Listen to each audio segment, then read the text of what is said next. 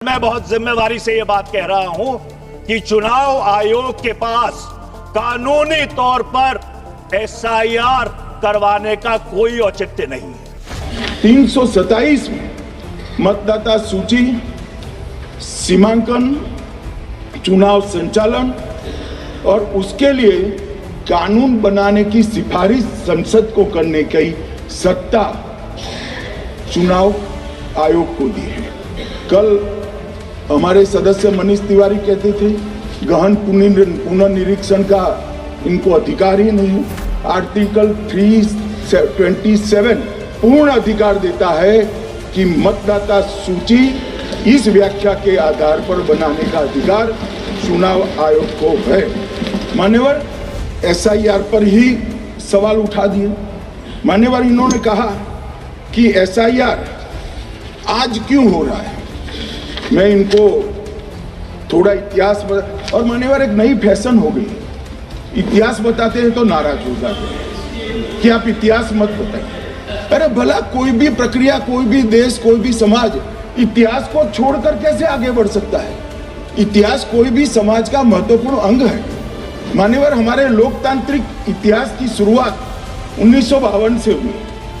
गहन पुनर्निरीक्षण एसआईआर कब हुआ? 1952 में।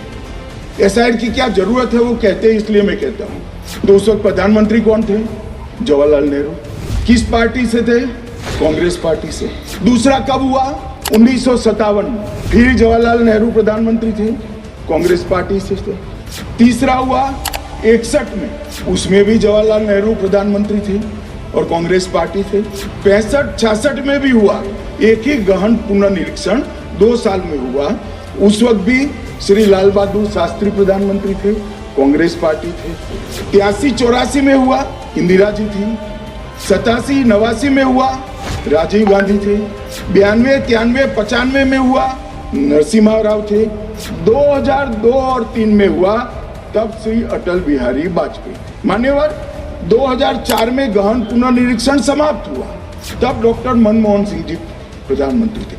तो 2, 3, 4 का एक गहन पुनर्निरीक्षण हुआ, एसआईआर हुआ।